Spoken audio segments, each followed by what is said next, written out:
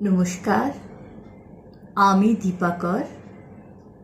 আজ আমার নিবেদন কবি সুকান্ত ভট্টাচার্যের কবিতা প্রিয়তমাশু।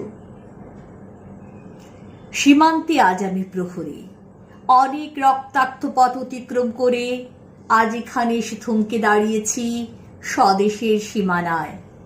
ধূসর তিউনিশিয়া থেকে স্নিগ্ধ ইতালি থেকে ছুটে গেছি বিপ্লবী ফ্রান্সে, নক্ষত্র নিয়ন্ত্রিত নিয়তির মতো দুর্নিবার অপরাহত রাইফেল হাতে ফ্রান্স থেকে প্রতিবেশী বার্মাতেও। আজ দেহে আমার সৈনিকের কড়া পোশাক, হাতে এখনো দুর্জয় রাইফেল, রক্তে রক্তে তরঙ্গিত জয়ের আর শক্তির দুর্বহ দম্ভ। আজ এখন সীমান্তের প্রহরী আমি। আজ নীল আকাশ আমায় পাঠিয়েছে নিমন্ত্রণ, স্বদেশীর হাওয়া বয়ে এনেছে অনুরোধ, চোখের সামনে খুলে ধরেছে সবুজ চিঠি।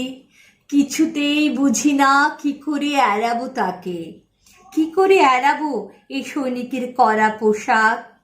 যুদ্ধ শেষ, মাঠে মাঠে প্রসারিত শান্তি, চোখে এসে লাগছে তার শীতল হাওয়া।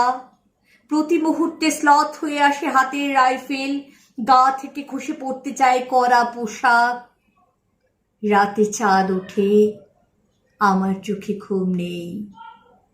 তোমাকে ভেবেছি কতদিন, কত শত্রুর পদক্ষেপ শোনার প্রতীক্ষার অবসারে, কত গোলা ফাটার মুহূর্তে, কতবার অবাধ্য হয়েছে মন যুদ্ধ জয়ের ফাঁকে ফাঁকে, কতবার হৃদয় জ্বলেছে অনুশোচনার অঙ্গারে।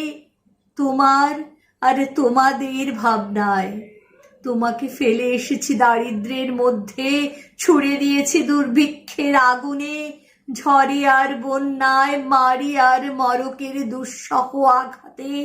বারবার বিপন্ন হয়েছে তোমাদের অস্তিত্ব, আর আমি ছুটে গেছি এক যুদ্ধক্ষেত্র থেকে আর এক যুদ্ধক্ষেত্রে। জানি না আজও আছো কি নেই, দুর্ভিক্ষে ফাঁকা আর বন্যায় তলিয়ে গেছে কিনা ভিটে, জানি না তাও। তবু লিখছি তোমাকে আজ, লিখছি আত্মম্ভর আশায়। ঘরে ফেরার সময় এসে গেছে, জানি আমার জন্য কেউ প্রতীক্ষা করে নেই। মালায় আর পতাকায়, প্রদীপে আর মঙ্গল ঘটে, জানি সম্বর্ধনা রটবে না লোকমুখে, মিলিত খুশিতে মিলবে না বীরত্বের পুরস্কার। তবু একটি হৃদয় নেচে উঠবে আমার আবির্ভাবে, সে তোমার হৃদয়। যুদ্ধ চাই না আর, যুদ্ধ তো থেমে গেছে। পদার্পণ করতে চাই না মন ইন্দোনেশিয়ায়, আর সামনে নয় এবার পেছন ফেরার পালা। পরের জন্য যুদ্ধ করেছি অনেক, এবার যুদ্ধ তোমার আর আমার জন্যে। প্রশ্ন করো যদি এত যুদ্ধ করে পেলাম কি, উত্তর তার তিউনিশিয়ায় পেয়েছি জয়, ইতালিতে জনগণের বন্ধুত্ব, ফ্রান্সে পেয়েছি মুক্তির মন্ত্র, আর নিষ্কণ্টক বার্মায় পেলাম ঘরে ফেরার তাগাদা।